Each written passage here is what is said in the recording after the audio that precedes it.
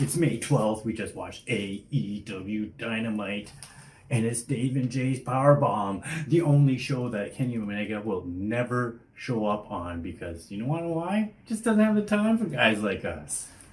Yeah, and we have a big match, or is it, at the beginning here. IWGP United States Championship match. Current champion Jon Moxley versus the 51-year-old challenger Yuji Nagata. And Moxley's got that piece of crap Eddie Kingston with him. He's got a new theme song, Jay. Yeah, I was watching this movie Major League once and had Charlie Sheen in it before he was a scumbag, but he probably was a scumbag then on there. And he was like the wild thing because he couldn't pitch for shit. Let's talk about Mox again. Yeah, Moxley can't wrestle for shit. So he gets busted open in this match, Mox does. He's bleeding, and they're going back and forth. I don't think it was that great of a match, in my opinion, but that might just be me. I'm sure there's a lot of Mox fans running around out there who might disagree. A little bit, but you know what? It was, Yugi, he could have won the match, but as soon as he went toe-to-toe, throwing the punches at each other there, that was all Mox's territory, and that's when that match turned around, and that's how Mox was able to get his paradigm shift. Yeah. Gets the win. Garbage wrestling prevails once again, and he hits the paradigm shift to retain his IWGP United States Championship. So then, after this match, we have backstage words from 3 members of the Inner Circle, Guerrera, Ortiz, and Hagar. And they're asking, what's next for the Inner Circle? You just lost a big blood and guts match last week to the Pinnacle. Like, Santana's in jail for the fork attack last week. What? New Jack got away with so much more, and they fucking put Santana away? How did I miss this? I don't know. Yeah, Santana's locked up. What? So that's what's going on with them at the moment. And then we got a big in-ring announcement from the Prince of Pro Wrestling himself, Cody Rhodes. And he comes out there, I don't even know what the fuck he's talking about. He was talking about this vision of mankind, patriotism, and excluding scumbags like Dave. Yeah, I didn't like it. He's got some controversial political views about Ogogo. I guess Ogogo draped that Union Jack flag over him last week, so now it's Team America 100% for Team Codester. He brings up his unborn child. I guess he doesn't want his unborn child to grow up in a world where this type of stuff's acceptable. And then Double or Nothing. Is it going to be the American Nightmare versus Anthony Ogogo? No. It's going to be the American Dream versus Anthony Ogogo. Man. Double or Nothing. Oh, man. The American Dram? Cody Rhodes? I put down Dram. It was a dream. I didn't spell dream right. And they're saying on May 30th, Double or Nothing, they're going to be at full capacity. Like, it's going to be elbow to elbow inside Daly's place. Yeah, we're going to cash out and go. Maybe. Maybe. It depends. BTC the whole market took a huge hit hours ago. All right. And then we got our AEW World Tag Team Championship match. We got SCU going up against our champions, the Young Bucks. If FCU loses, they have to split up. And the Bucks got Don Callis and the Good Brothers out there with them, showing moral support. Some fine support. That's right. So much support that when somebody decided to color themselves, we're going to give you guys a close-up of the razor right now. Yeah. Color me tickled pink or color me crimson red, it says Christopher Daniels. So, yeah, Daniels is busted open huge. Going to have a shot at razor blade close up there. And then his head's between the ring post and one of the Jackson brothers' boot because he got super kicked into the ring post. Pretty crazy. That's the point where he dropped something on the floor. Yeah. And then Kazarian's trying real hard because Daniels is out. And the Good Brothers are doing a distraction. Kazarian has wanted the Bucks for a pin. I don't know. They said it was longer than 3. I didn't really see it. Yeah, Kazarian could have actually had the pin. Could have had the match, but back was turned. I would have been blown away if SCU won. Then Daniels is able to get a blood transfusion or something, able to regain consciousness for a bit. Courtesy of Cody Rhodes' charity he likes to support. The Red Cross. Yep. And then, but then Daniels is dripping blood on the Young Bucks' $1,000 Nike shoes. These are $1,000 USD shoes.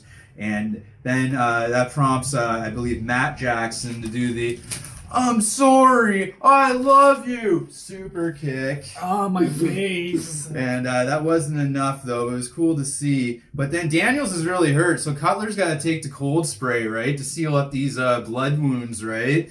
And He really does love him. yeah, and there's a near fall, and then the Bucks are able to put these two old dogs out to pasture, nail that BTE trigger. 1, 2, 3. SCU has to split up now, guys. They're no longer a tag team. I know wrestling fans all over, their hearts are broken, right? Like, why SCU? Why couldn't you become AEW tag team champions and not split up? At least you guys put on a run to get to where you got, and you know what? You kind of got screwed over.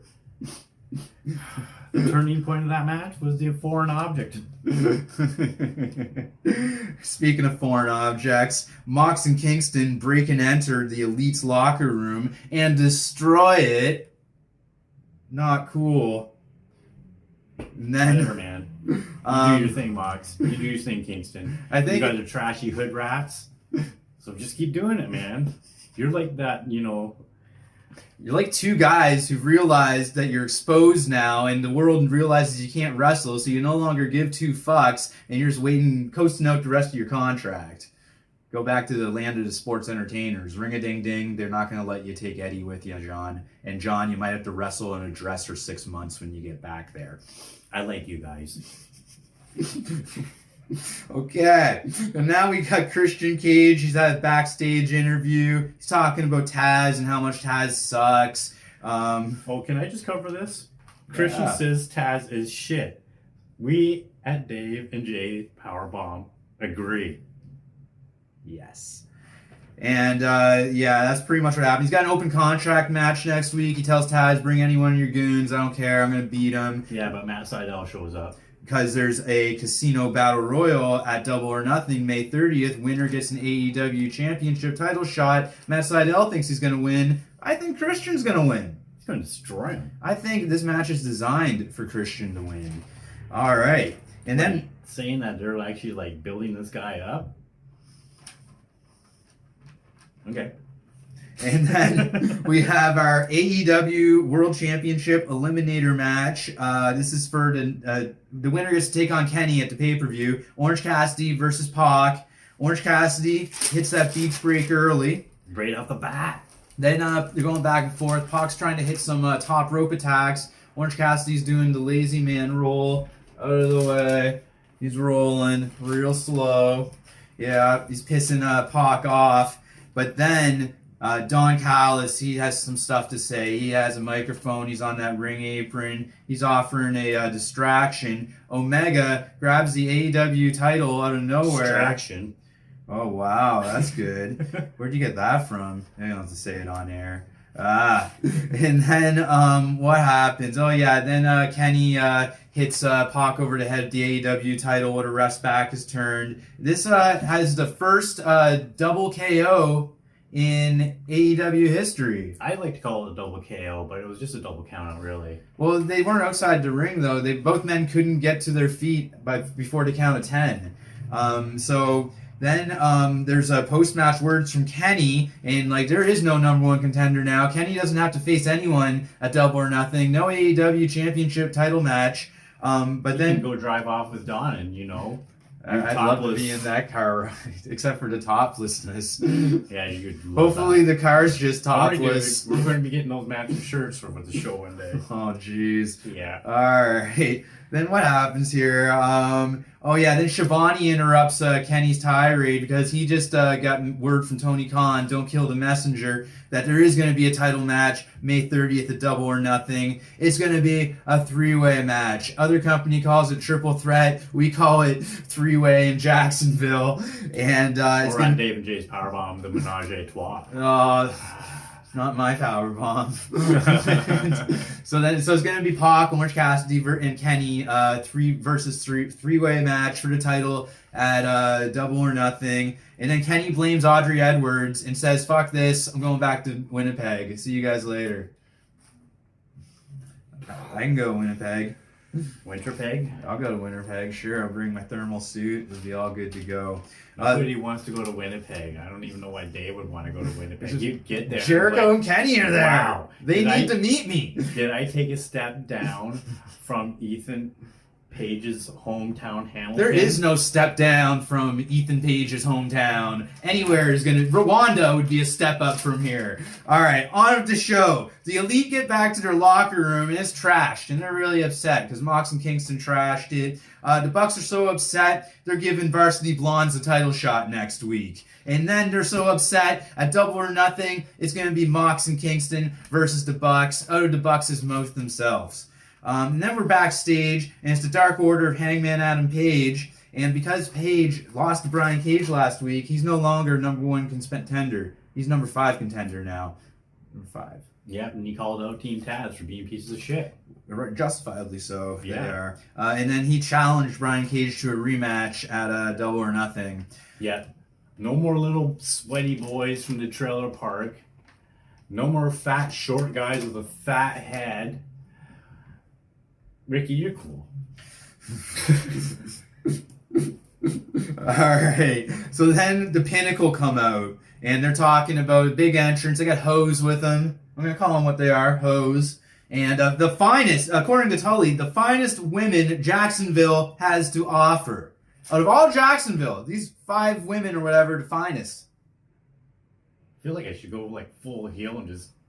Are you people ugly in Jacksonville or something? We're going to find out when we go there in a few months. Okay. All right, so then we were the number 1 rated show on cable television on Wednesday last week. Not Dave and Jay's Powerbomb, but AEW Wrestling. They were number 1. That's big. And MJF's got a crown on. He's out there calling himself the king of AEW.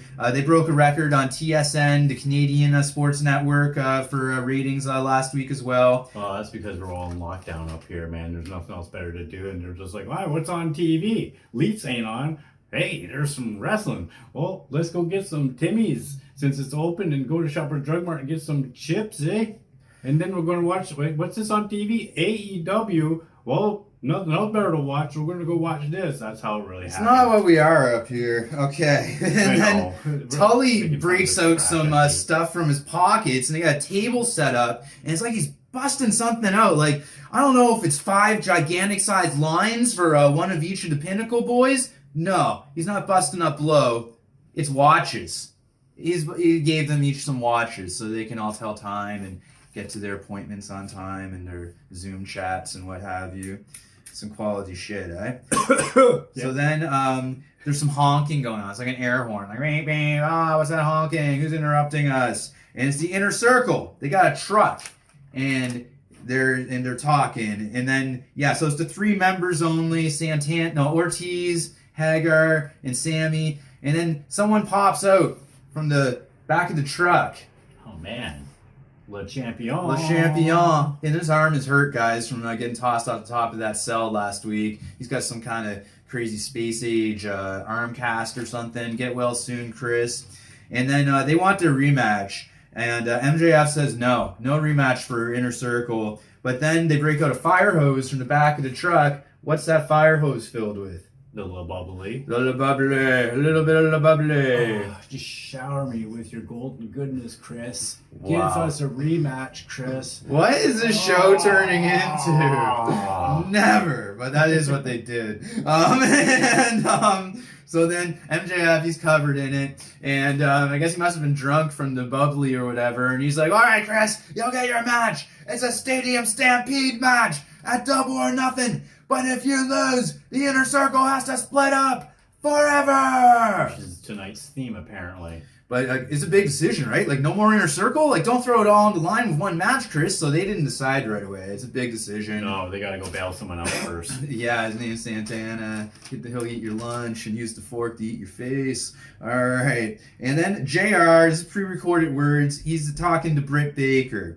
And she's talking about her title shot against Hikaru Shida coming up at May 30th, Double or Nothing.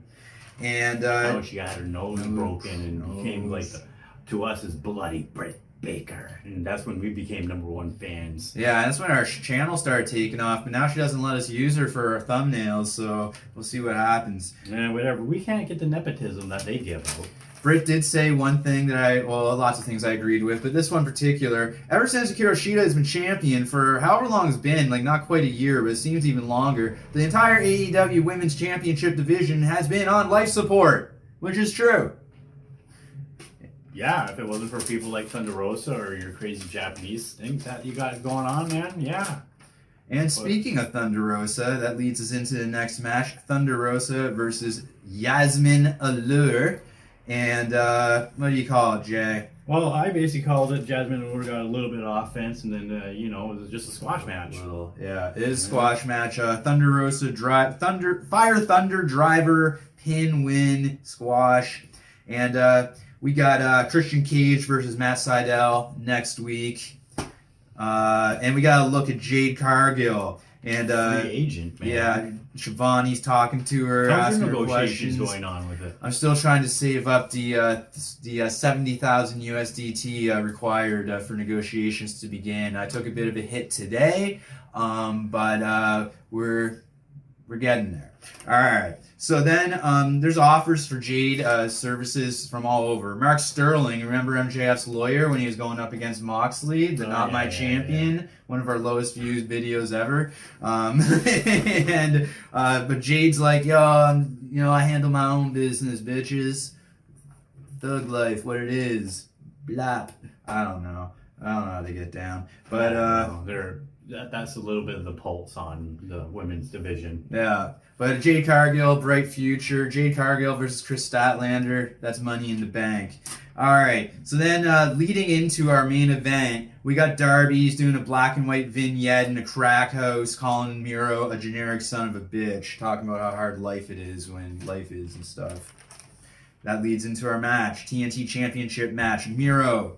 What are your thoughts on Miro, Jay? Oh, me angry. Oh, me smashing.